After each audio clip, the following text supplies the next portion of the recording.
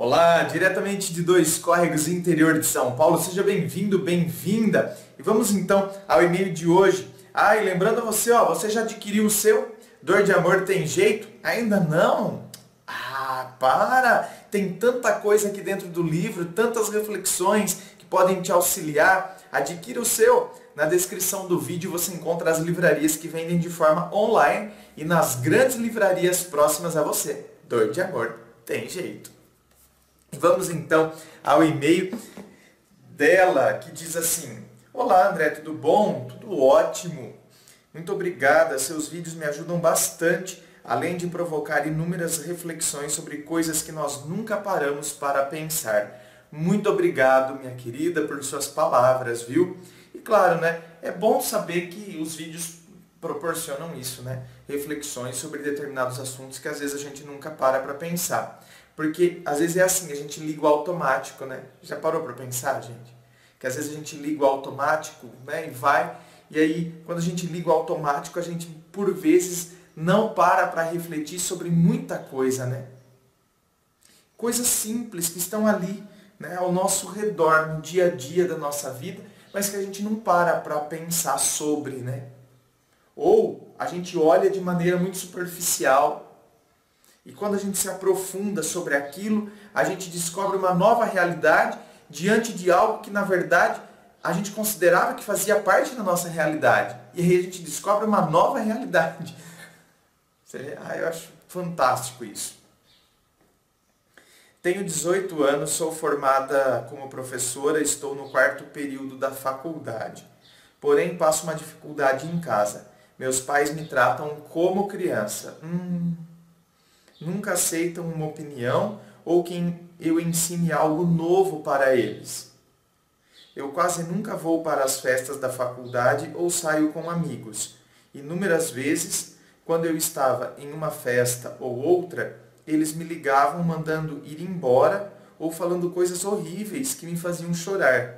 Exemplo: se você não voltar agora, vou te buscar com tapas. Ou ficar animada numa igreja, ninguém fica. Gente, como... Nossa, parece que... Então, quer dizer... Parece que os pais não querem que o filho esteja feliz, né? Ficar animada... Você está animada aí na festinha? Ficar animada na igreja, ninguém fica, né? Você quer que eu faça o quê, pai? Que eu comece a dançar na igreja, né? Erguei as mãos em ritmo funk? Glória a Deus, erguei as mãos, dá glória a Deus, erguei as mãos, Para, que isso? Para cada ambiente tem, né, um posicionamento, pô. Não é porque a pessoa na igreja é um ambiente de mais respeito, que a pessoa não vai se sentir feliz, não é verdade? Animada, não está animada? Depois outra, o povo fica com umas paranoia aí, umas coisas bobas. Sendo que a festa nem tinha começado direito, né? Parece que fica esse negócio, né, Então, se a pessoa frequenta festas, então não é uma pessoa direita, sabe? Umas coisas assim. Meu Deus do céu, viu? Fazer o quê, né? Tá vendo? São as pessoas que não refletem. Não é verdade? Não desenvolvem a reflexão sobre coisas e aspectos e ficam prisioneiras, né? Ficam presas dentro de uma caixinha, de um modo de ser e não percebem tantas outras maneiras de ser e que a vida é muito mais do que o que está prescrito aqui e restrito a essa caixinha e a esse pensamento, ou eu tenho esse pensamento e me sinto bem com ele. Porém, existem tantos outros e as pessoas se sentem muito bem com outros e agindo de uma outra maneira. Eu sou feliz assim e o outro é feliz daquela outra forma e tem uma outra forma. Eu não estaria numa festa. Ou parece-me que eu quero impor o meu modo ao outro. Bom, né, não precisa dizer mais nada. quando você diz que seus pais não querem aprender com você, que você ensine algo novo para eles, então quer dizer, são pais que estão absolutamente fechados ao novo, né? Fechados a qualquer tipo e então quer dizer, você não pode nos ensinar. Então nós aqui é que ditamos as regras, são pais que assumem uma posição, na verdade, de ditadores.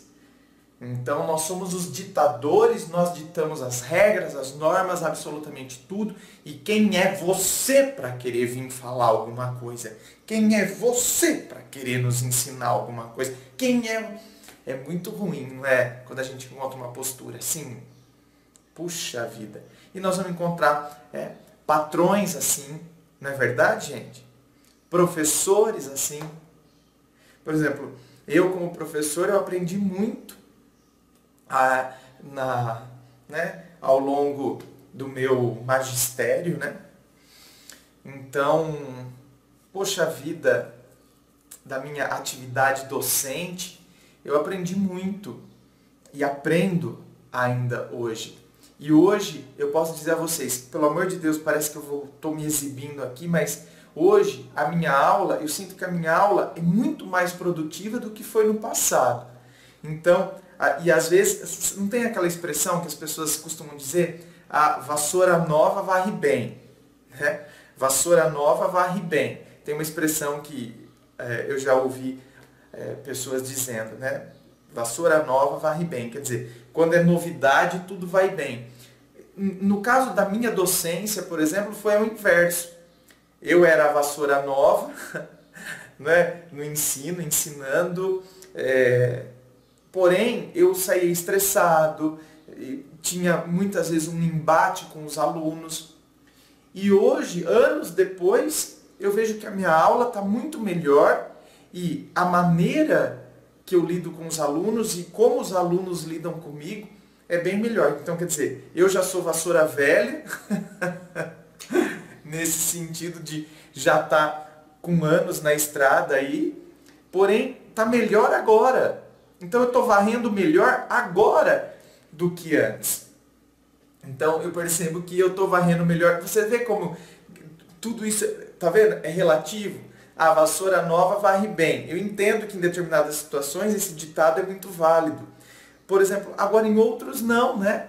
Às vezes quando a gente está num emprego, por exemplo, no começo é tão difícil, apesar de ser novidade, e depois a gente vai desenvolvendo técnicas de fazer aquele serviço, a gente vai desenvolvendo, a gente faz com muito mais produtividade, com mais eficiência, em menor tempo, o serviço, por exemplo, não é verdade? Então, tudo isso é porque a gente se dispõe a aprender. Então, por exemplo, por que eu estou dizendo isso? Fazendo a comparação com seus pais. Eu me possibilitei sempre aprender com meus alunos.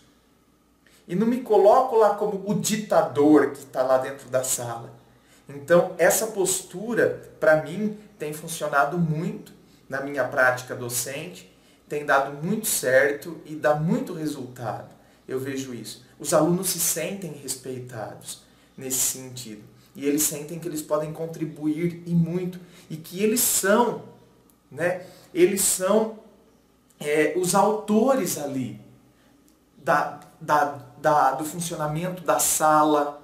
Eles entendem isso, que eles constituem um todo. Você entende? Porque quando você assume uma posição ditatorial, a pessoa não se sente participante.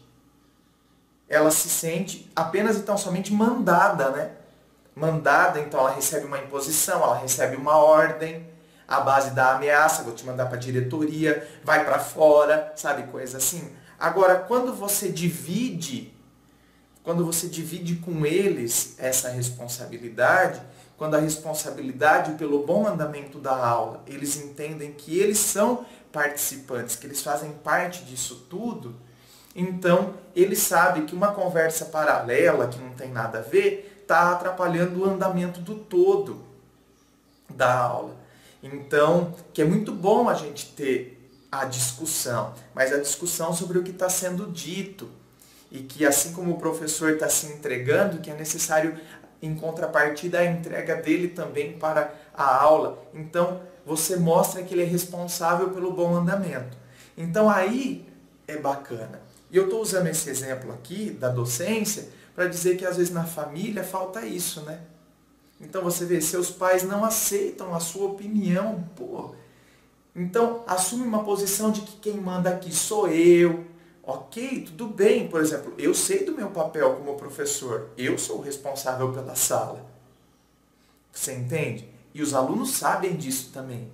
Mas uma coisa é a gente não se eximir do nosso papel, não fugir da nossa responsabilidade, eu não fugir do meu papel enquanto eu sou o responsável pela sala. Outra coisa é eu me transformar num ditador lá dentro e não querer ouvi-los. Então tem uma grande diferença. Não é perder os papéis. Tanto que meus alunos nunca perderam os papéis comigo. Eles sabem que eu sou o professor.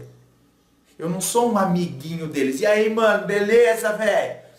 Eu não sou um amiguinho deles. Eu sou o professor.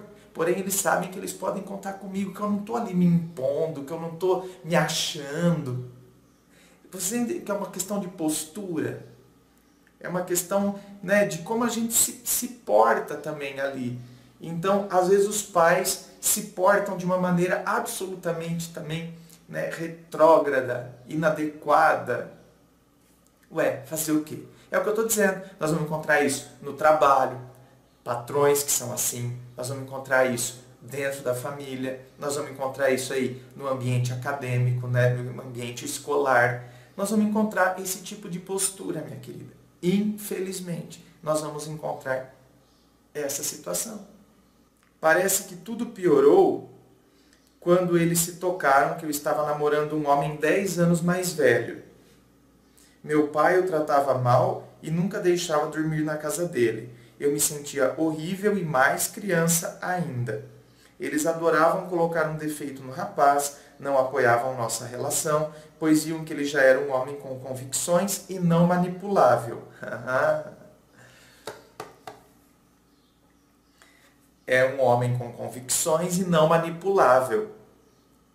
É a tal história. Então, quer dizer, aí eu preciso colocar defeitos, porque vão mostrar para ela, na verdade vão mostrar, né, a você, que você deve ser autora da sua própria história e que você tem que ter autonomia, que você não pode ficar aí, né, dentro desse ninho. Uma coisa é o respeito que a gente tem que ter aos nossos pais, outra coisa é nos tornarmos marionetes nas mãos deles, né? Então, você está vendo como tem sempre uma grande diferença entre uma coisa e outra? Uma coisa é o respeito que a gente tem aos nossos pais, outra coisa é nos tornarmos marionetes nas mãos deles. Bem, não quero que fique grande, mas como eu lido com isso? Percebo que isso nunca vai mudar enquanto eu morar com eles, já que diálogo é uma coisa inexistente. Beijos e muito obrigado. Olha, minha querida, eu que agradeço pela sua participação, porém, né, já que você disse que diálogo é uma coisa inexistente e que me parece, então, que eles não estão abertos ao diálogo e o diálogo é impossível de ser desenvolvido, portanto, eu acredito que é essa alternativa que você mesma deu. Enquanto você estiver ali, né, debaixo das asas deles, enquanto você estiver ali debaixo do mesmo teto, me parece que as coisas não mudarão. Cuidado, porque tem gente que, inclusive, né, se sente sufocado pelos pais. Tem muitos casos assim, de pessoas que se sentem sufocados pelos pais, e aí para fugir disso, aceitam estar num relacionamento, por exemplo, e aí só para poder sair de casa. Porque eu não vejo a hora de casar e sair de casa. Precisa tomar cuidado, porque às vezes a gente vê na outra pessoa, na verdade, uma válvula de escape. E aí às vezes podemos, né, estar entrando em situações ainda piores, né? Então a gente precisa tomar muito cuidado, perceber com critério. Será que eu não estou usando a outra pessoa só como uma válvula de escape, só para eu fugir de casa, sair desse sufoco, né? Porque não, vamos casar. Então, cuidado, me parece que você não é uma pessoa que vai agir desse jeito. Porém, procure o seu cantinho. De repente não é uma kitnet, entendeu? Para você estar no seu cantinho. Eu lembro que uma vez eu conheci um rapaz que morava numa kitnet em Campinas e ele falou: André, olha, eu tinha rinite, eu tinha tantos problemas respiratórios, agora eu moro aqui, a kitnet tinha carpete. Ele falou: tem carpete, essas condições aqui da kitnet que eu tô, lá em casa eu ficaria sempre com crise de rinite. E aqui eu nunca tive crise, quer dizer, de tão bem que ele estava. Por aí você vê.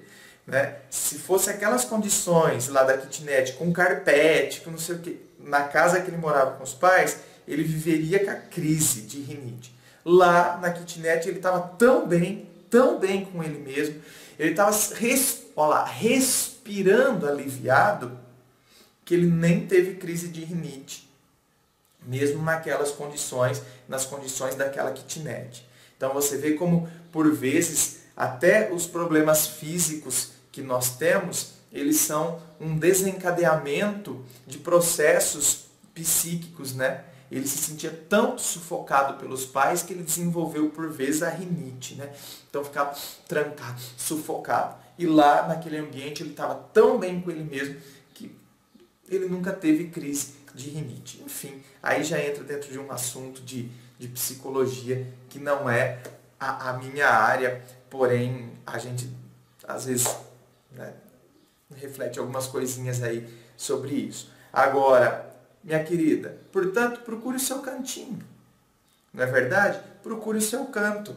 Né? Lute pela sua autonomia, pela sua independência financeira, arregace as mangas, lute por isso e procure mostrar através das suas ações que não é o fato de você estar no seu cantinho que vai diminuir, por exemplo, o respeito e o amor que você tem aos seus pais, não é? E por aquilo que eles representam a você, porém que você tem que caminhar com as suas próprias pernas, porque isso é uma lei da vida. Caminharmos com as nossas próprias pernas é uma lei da vida. Então que você demonstre isso através das ações. E se a ação é eu ter o meu próprio cantinho, então que assim seja, já que o diálogo não é possível. Por vezes é através das ações que os pais vão refletir, né? Já que não conseguem refletir através do diálogo, por vezes, através das ações, quem sabe, eles mudam ou não. Porque tem gente que, minha querida, tem gente que vai morrer e nunca vai mudar. Porque é aquela pessoa que senta no seu trono e dali não sai. Né? Assim é e assim sempre será. É aquela pessoa que não está aberta às mudanças. Gente, inscreva-se. Eu fico aqui aguardando a sua inscrição. Clica aí, se inscreve. E me siga também nas redes sociais, Facebook, Instagram. Eu coloco muita coisa lá no Instagram, viu? Muitas mensagens, reflexões. Me acompanhe lá no Instagram. Muito obrigado, beijo no coração e, é claro, um forte abraço.